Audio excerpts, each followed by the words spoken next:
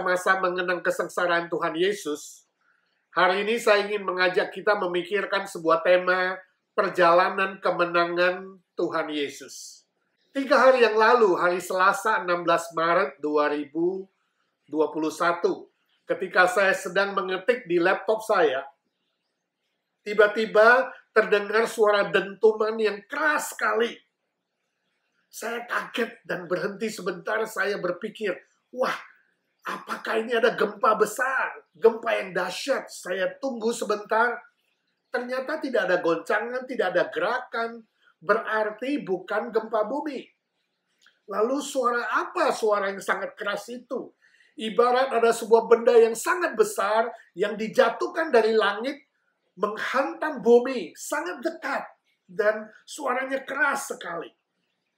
Setelah memeriksa apa yang dikabarkan oleh news beberapa waktu kemudian, ternyata ada sebuah eksiden besar, ada sebuah kecelakaan yang besar, di mana ada sebuah rumah yang isinya adalah penuh dengan fireworks, mercon-mercon, kembang api, mungkin dia pengusaha atau penjual kembang api, dan stoknya semua di rumahnya banyak sekali, itu terbakar dan meledak seperti sebuah bom. Dan suaranya sangat-sangat keras, padahal jaraknya cukup jauh dari rumah kami, kira-kira 2,5 mil jauhnya. Dan menurut berita, satu rumah habis terbakar dan memakan korban mati 2 orang oleh eksiden seperti itu, dan puluhan rumah sekitarnya terdampak, dan penghuni-penghuninya harus dievakuasi. Sangat-sangat mengerikan. Saudaraku, eksiden dan kecelakaan seperti ini mengingatkan kita bahwa hidup manusia itu sangat singkat. Tidak ada seorang pun yang tahu dia tinggal berapa lama hidup di dunia ini. Kita tidak tahu kapan kita dipanggil Tuhan. Bisa saja tiba-tiba terjadi sesuatu dan Tuhan memanggil kita. Dalam perjalanan hidup di dunia ini, manusia bisa menghadapi berbagai macam persoalan, cobaan, ujian, kecelakaan, tantangan, juga stres yang berat, kejenuhan, depresi, atau berbagai macam akibat negatif lainnya. Sebab dunia kita tidak sempurna, sudah dipenuhi oleh dosa dan berbagai macam kejahatan.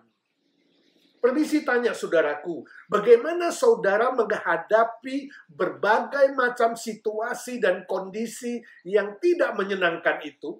Misalnya ada kecelakaan, ada situasi yang berbahaya, atau ada berbagai kesulitan dan penderitaan yang tampaknya sudah di depan mata kita. Sebelum Tuhan Yesus menghadapi puncak penderitaannya di kayu salib, dia mengadakan sebuah perjalanan menuju ke Yerusalem. Perjalanan ini saya sebut dengan perjalanan kemenangan. Walaupun ada ancaman, ada bahaya, ada penderitaan berat, bahkan ada maut yang akan dijalani oleh Tuhan Yesus.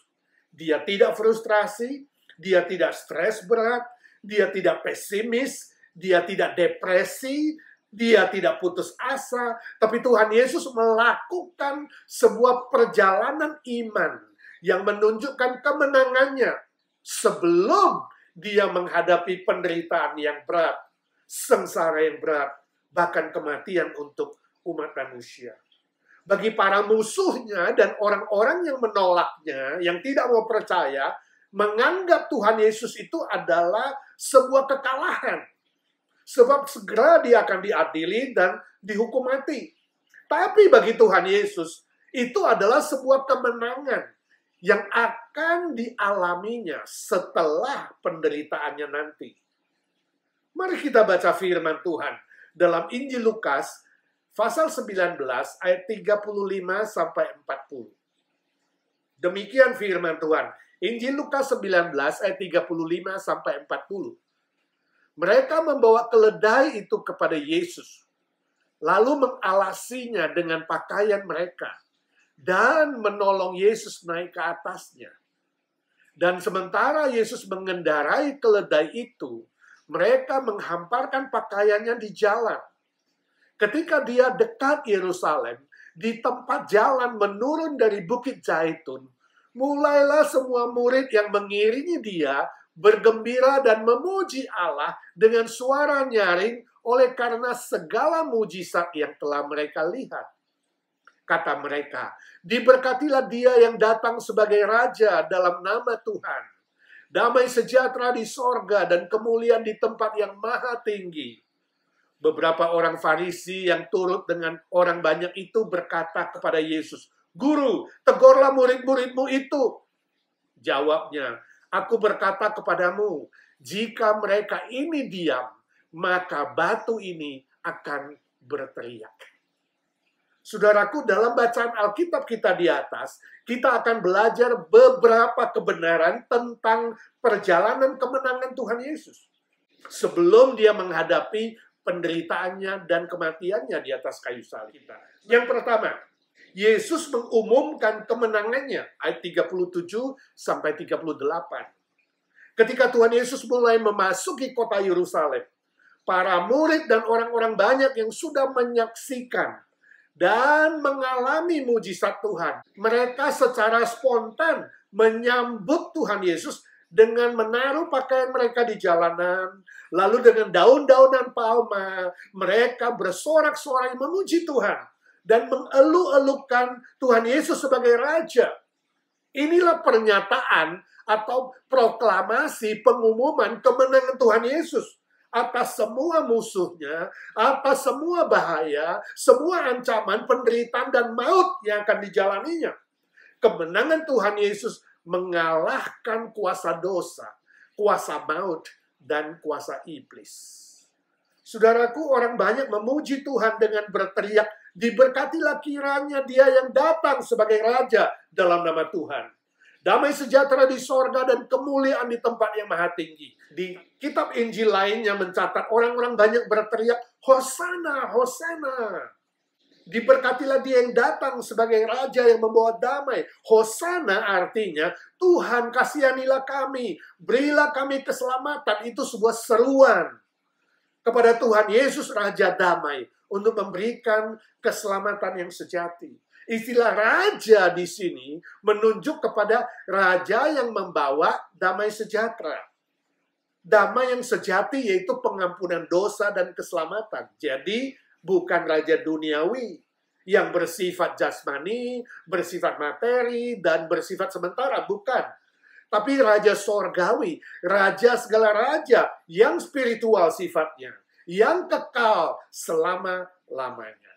Nah, kalau kita bandingkan dengan surat Filipi dan kitab Wahyu, di sana dikatakan kelak semua lutut akan bertelut menyembah Tuhan Yesus.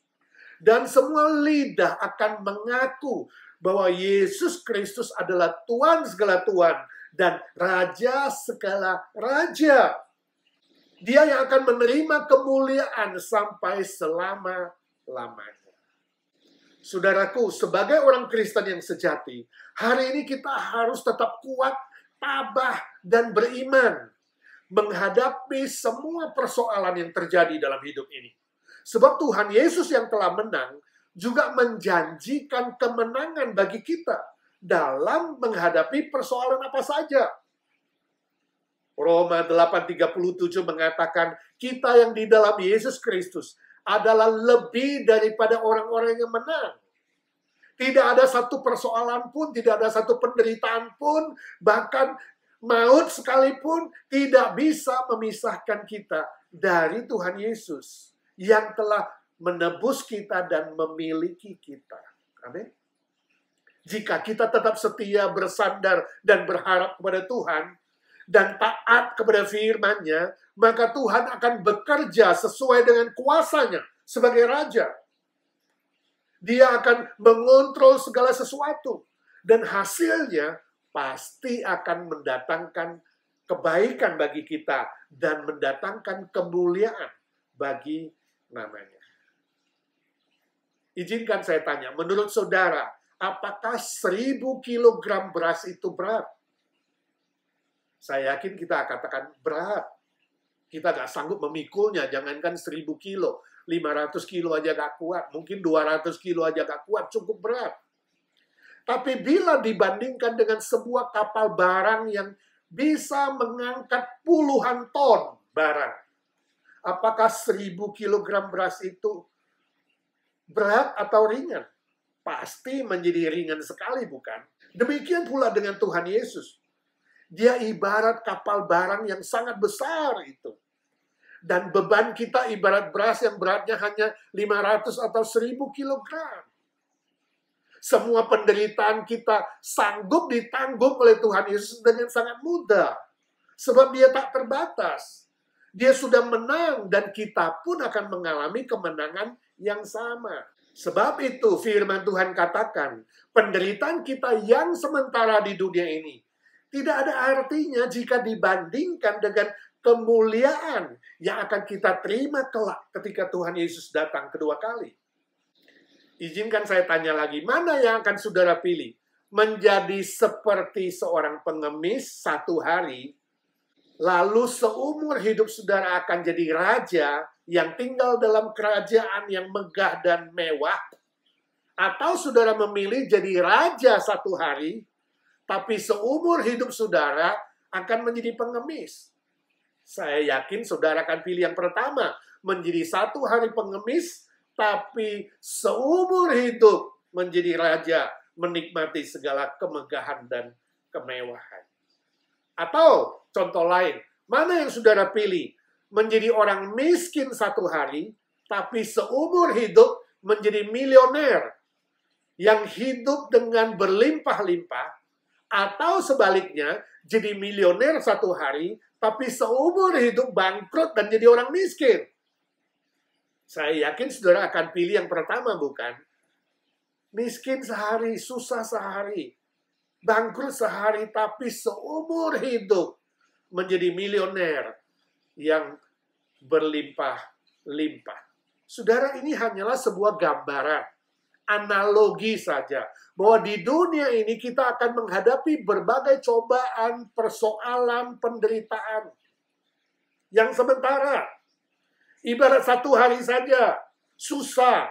Tapi semua itu tiada artinya jika dibandingkan dengan kemuliaan yang akan kita terima secara kekal selama-lamanya di sorga nanti. Amin. Sebab itu marilah kita memandang kepada perjalanan kemenangan Tuhan Yesus. Dan lebih beriman kepadanya, lebih bersandar kepadanya, lebih bersyukur kepadanya, dan lebih tabah dan kuat menghadapi cobaan, ujian, persoalan, penderitaan seberat apapun, tapi sementara di dunia ini. Amin. Yang kedua, Tuhan Yesus menunjukkan cinta kasih-Nya dan kerendahan hatinya. Itu dicatat dalam ayat 35-36. Firman Tuhan mengatakan Tuhan Yesus mengendarai seekor keledai betina yang masih muda. Nah, itu simbol kelemah lembutan, simbol kerendahan hati, lambang penuh cinta kasih. Hal ini menunjukkan bahwa kemenangan Tuhan Yesus itu bukan soal gagahnya, pintarnya, kuasanya, kayanya, cakapnya, atau hebatnya Tuhan secara duniawi. Bukan. Tetapi soal cinta kasih-Nya dan kerendahan hatinya. Yesus bisa memilih menunggang seekor kuda, sebab semua perjalanannya dia yang atur. Kalau saudara membaca ayat-ayat sebelumnya, dia yang mengatur para muridnya untuk pergi kepada seseorang di desa dekat Yerusalem itu dan meminta atau mengambil keledai betina yang muda. Juga sudah diberikan passwordnya kalau ditanya, kenapa kamu ambil? Ketika ditanya, dan cukup menjawab, Tuhan membutuhkannya. Saudaraku yang kekasih, rendah hati itu bukan berarti tidak ada pilihan lain. Tetapi Yesus rela memilih naik keledai muda dibandingkan menaiki seekor kuda yang gagah. Rendah hati artinya kita bisa memilih duduk di kelas ekonomi walaupun kita mampu dan bisa duduk di kelas bisnis. Rendah hati artinya kita memilih untuk memuliakan Bapa di sorga, bersyukur kepada Tuhan daripada memuji diri dan meninggikan diri sendiri. Itu rendah hati. Nah, saudara, hal ini sangat penting Sebab kerajaan sorga itu bukan soal kegagahan, kekuatan atau kehebatan secara jasmani, secara politis, secara materi, secara kekayaan duniawi, bukan. Tetapi kerajaan sorga itu soal keselamatan jiwa, soal pengampunan dosa, soal damai sejahtera, soal sukacita sorgawi, secara spiritual, dan sifatnya kekal selama-lamanya. Puji Tuhan. Tuhan Yesus yang adalah Allah Sang Pencipta. Pencipta segala sesuatu, alam semesta dan segala isinya, termasuk menciptakan manusia. Dia memilih dengan kerelaannya, dengan cinta kasihnya untuk datang ke dunia ini, inkarnasi sebagai manusia. Demi menyelamatkan umat manusia, saudara dan saya yang berdosa, agar kita dibebaskan dan diberi hidup yang kekal.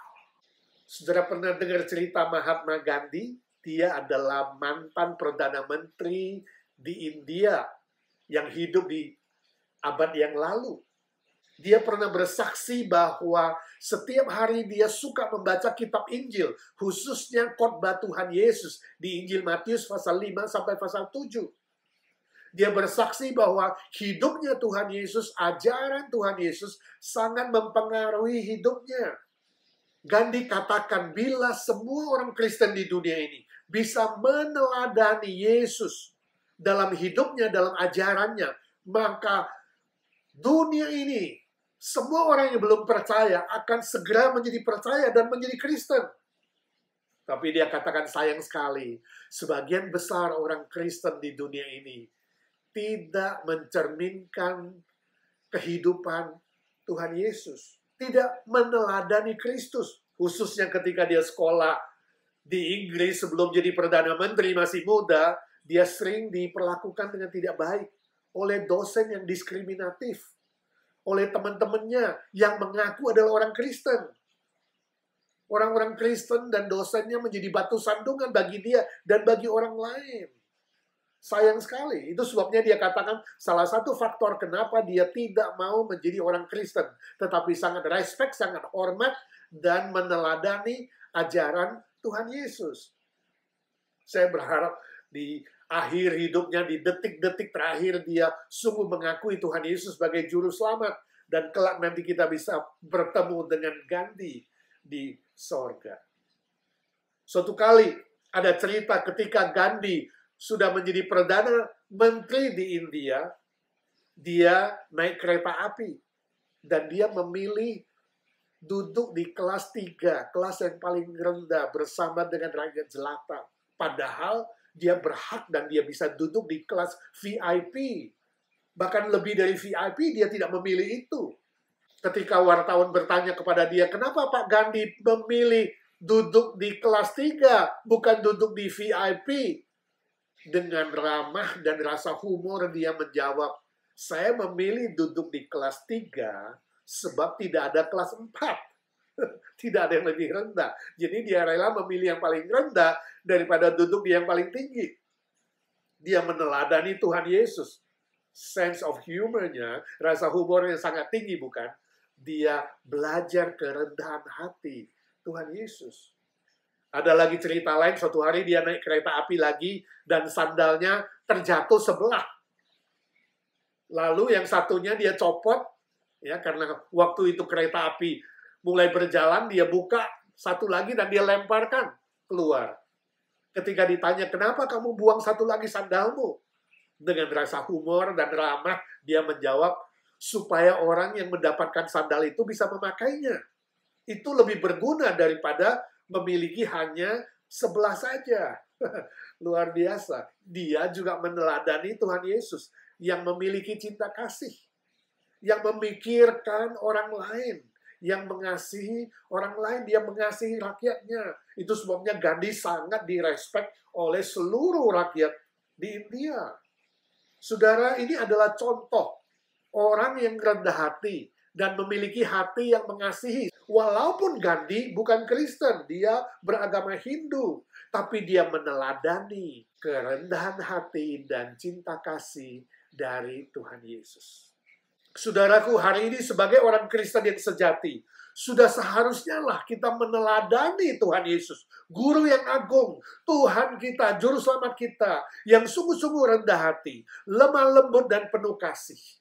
Walaupun kita semua sudah diberikan garansi, jaminan, kepastian kemenangan, tapi kita harus tetap belajar rendah hati dan menunjukkan cinta kasih kepada orang lain. Sebab orang yang tidak memperhatikan orang lain, tidak mengasihi orang lain, dan yang meninggikan dirinya, kelak akan direndahkan. Dan akan gagal hidupnya dan tidak berkenan kepada Tuhan. Ingatlah saudaraku, apapun yang saudara miliki di dunia ini, semua itu bukan karena hasil kekuatanmu, kehebatanmu, kepintaranmu, kegagahanmu, tetapi karena anugerah Tuhan dan pemberian Tuhan.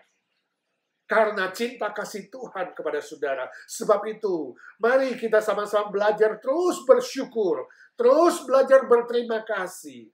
Bersyukur dalam segala hal, segala perkara, segala keadaan. Sebab Tuhan Yesus yang mengajarkan kita untuk rendah hati dan senantiasa memiliki kasih seperti Kristus. Amin. Yang ketiga, Tuhan Yesus menunjukkan otoritasnya. Ayat 39 dan 40. Ketika dia memasuki Yerusalem, orang-orang mulai mendebarkan pakaian mereka. Murid-muridnya dan orang banyak mulai berteriak, bersorak-sorai, memuji Tuhan sebagai Raja Damai. Yang memohon keselamatan dan belas kasihan dari Tuhan. Tapi orang-orang Farisi yang ada di situ, mereka iri hati. Mereka menjadi marah dan kesal. Dan kemudian meminta Tuhan Yesus men-stop orang-orang banyak dan murid-murid yang memuji Tuhan. Tetapi Tuhan Yesus menjawab mereka bahwa kalau semua orang banyak itu dan muridnya berdiam diri, maka batu-batu akan berteriak memuji Tuhan. Hal ini menunjukkan otoritas Tuhan Yesus yang maha kuasa dan maha daulat. Dia berkuasa atas segala sesuatu, bahkan batu-batu pun bisa diperintahkan oleh Tuhan untuk berteriak dan memuji Tuhan, bersorak-sorai untuk Tuhan. Sebab itu saudaraku, bila hari ini Tuhan Yesus masih memakai saudara, masih memberikan saudara kesempatan untuk melayani pekerjaannya, jangan saudara menunda, jangan saudara menolak, jangan saudara menyia-nyiakan kesempatan yang ada. Sebab bila saudara tidak mau dan menolak kesempatan itu, berdiam diri dan berpangku tangan, Tuhan Yesus berkuasa, berotoritas, berdaulat, memakai siapa saja atau apa saja sesuai dengan kehendaknya demi memuliakan Bapa di sorga, demi untuk memuji dan menyembah dan meninggikan nama Tuhan. Saudara, peristiwa kecelakaan ledakan sebuah rumah yang penuh dengan fireworks yang tadi saya ceritakan di pendahuluan mengingatkan saya salah seorang alumni kami, Seminari Alkitab Asia Tenggara. Dia bersaksi waktu dia dipanggil oleh Tuhan menjadi hamba Tuhan full time. Dia sudah jelas tapi masih menunda-nunda. Dia masih tarik ulur dengan Tuhan, masih menolak gerakan dari Tuhan. Dia melarikan diri seperti Nabi Yunus dan buang-buang kesempatan, menyia-nyiakan waktunya cukup lama. Akhirnya Tuhan izinkan usahanya, dia seorang pengusaha mercon juga, pengusaha fireworks juga dan kembang api itu, Tuhan izinkan gudangnya yang penuh dengan barang-barang mercon dan kembang api itu habis terbakar, ludes semuanya. Bisnisnya bangkrut, dan dia kehilangan segala-galanya. Barulah dia menyerahkan diri secara total kepada Tuhan.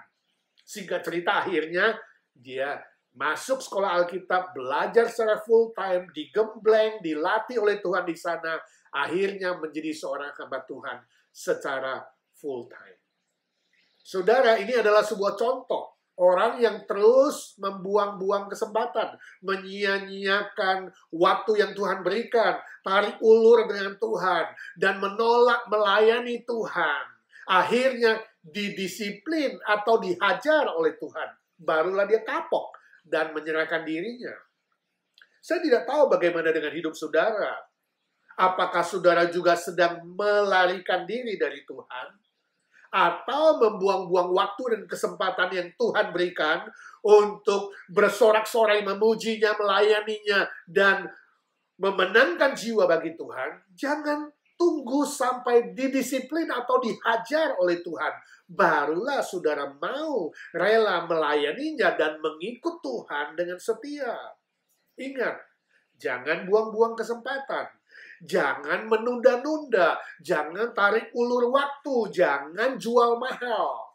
Jangan sampai Tuhan tutup kesempatan saudara dan memberikannya kepada orang lain atau kepada siapa saja. Bahkan batu pun bisa dipakai oleh Tuhan kalau kita menolak dipakai oleh Tuhan. Amin. Ingat, Tuhan Yesus yang memegang kontrol hidup saudara, waktu hidup saudara, dan semua yang saudara miliki. Dia juga berotoritas dan berdaulat penuh atas usia dan umur saudara di dunia ini. Kalau saudara masih bernafas, bersyukurlah, itu anugerah Tuhan. Kalau masih diberi kesehatan dan kesempatan, bersyukurlah, itu anugerah Tuhan. Kalau diberi kesempatan melayani Tuhan, cepat-cepat ambil kesempatan itu. Bersyukurlah, sebab Tuhan masih mau memakai saudara di dalam pekerjaan kerajaannya. Itulah yang saya sebut dengan perjalanan kemenangan iman, yang tidak bisa dibeli dengan harta benda, tidak bisa dibeli dengan uang sebanyak berapapun. Ingat, jerih lelah saudara dalam melayani Tuhan, dalam mengikut Tuhan dan terlibat dalam pekerjaannya, pasti tidak akan sia-sia, tetapi bernilai kekal selama-lamanya dalam kerajaan sorga. Amin. Mari kita berdoa. Tuhan Yesus, kami mengucap syukur dan terima kasih sebab Engkau telah memberikan teladan perjalanan kemenangan bagi kami. Tolonglah kami ya Tuhan, selalu mengingat akan cinta kasih-Mu, kerendahan hati-Mu, kelemah lebutan-Mu, dan kami meneladani-Mu, menjalani perjalanan kemenangan iman di dunia ini.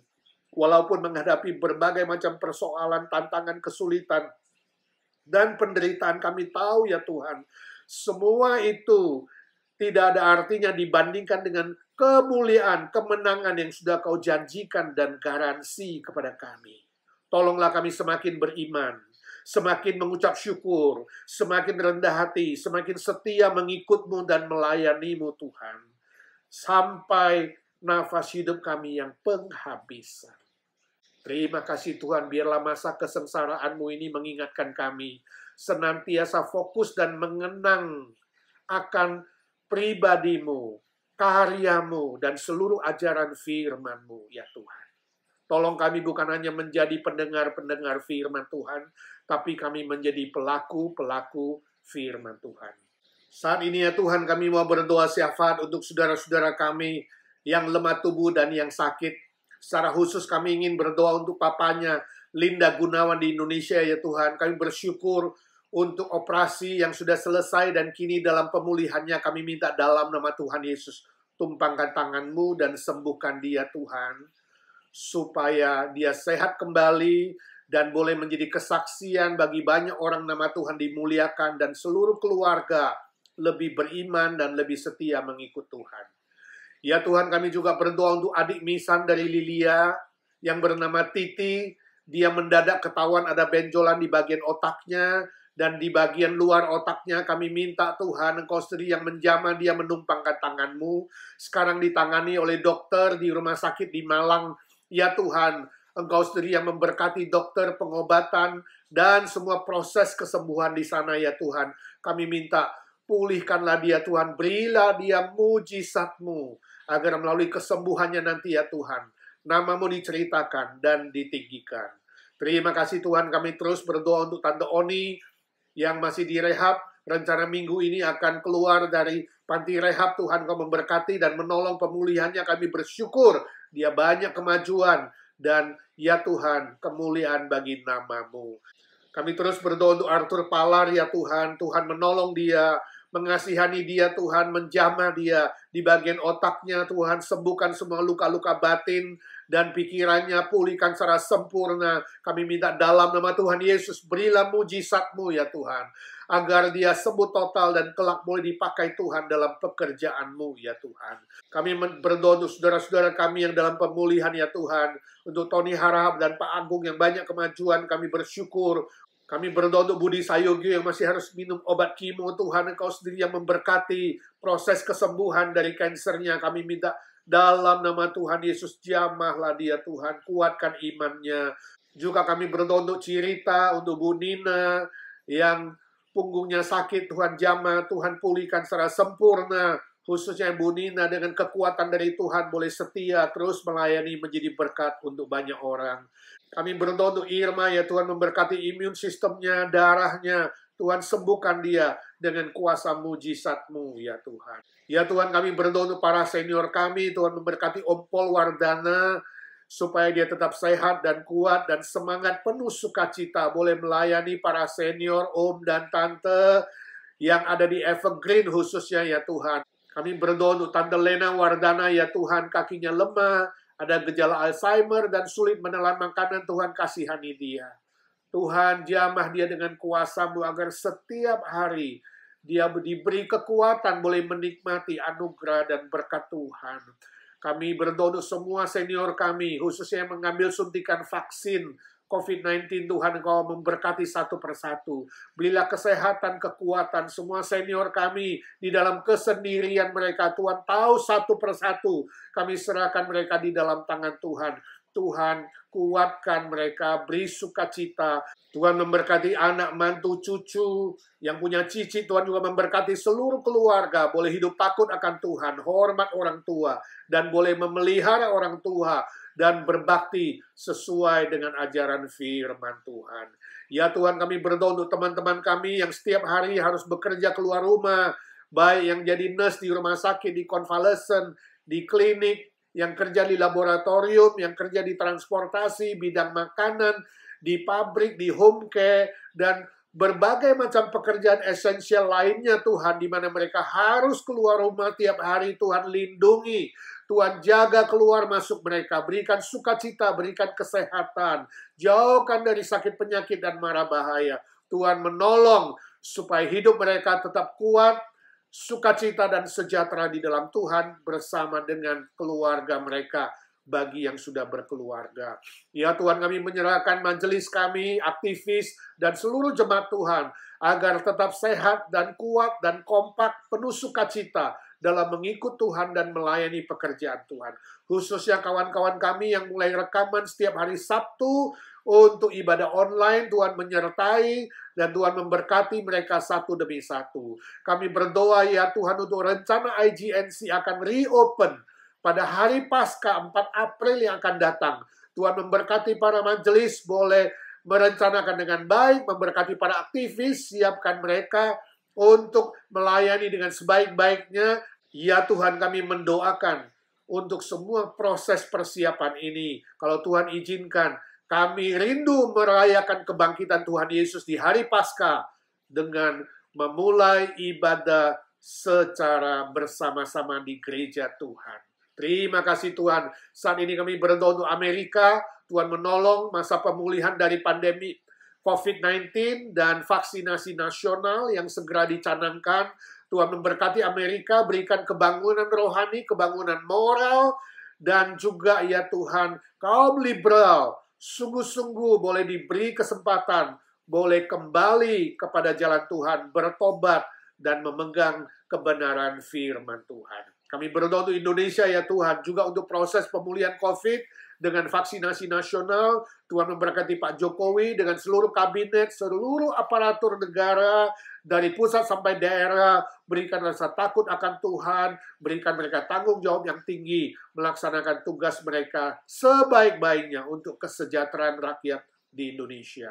Kami doakan keluarga Handai Tolan dan famili di sana, khususnya mereka yang sakit dan menunggu mujizat Tuhan. Kami minta dalam nama Tuhan Yesus, Tuhan sembuhkan mereka yang sakit, kuatkan mereka yang lemah, hiburkan mereka yang sedih. Bagi yang belum mengenal Tuhan, biarlah dengan cara dan waktu Tuhan, mereka mendengarkan Injil dan diselamatkan Tuhan. Bagi yang sudah percaya, kami doakan mereka boleh setia kepada Tuhan dalam iman mereka dan boleh menjadi kesaksian yang baik. Terima kasih Tuhan, terima kasih. Saat ini kami berdoa untuk pergumulan kami masing-masing. Bagi semua saudara-saudara, kawan-kawan kami yang ikut di dalam persekutuan online ini, yang diam-diam berdoa, ya Tuhan, dengarkanlah doa anak-anak-Mu satu demi satu. Entah ke persoalan kesehatan, keuangan, pekerjaan, bisnis, ataupun yang menunggu status, teman hidup, dan persoalan-persoalan lainnya, kami minta dalam nama Tuhan Yesus. Berkatilah satu demi satu ya Tuhan. Terima kasih Tuhan, dengarkanlah doa anak-anak-Mu. Terima kasih Tuhan, Kau sudah mendengar doa kami, sebab kami berdoa di dalam satu nama, Tuhan Yesus Kristus. Juru selamat dan penebus kami, sobat kami yang setia, Tuhan segala Tuhan, Allah segala Allah yang hidup selama-lamanya. Amin. Amin. Bapa terima kasih. Bapa terima kasih. Bapa di dalam sorga, ku beri terima kasih. Amin.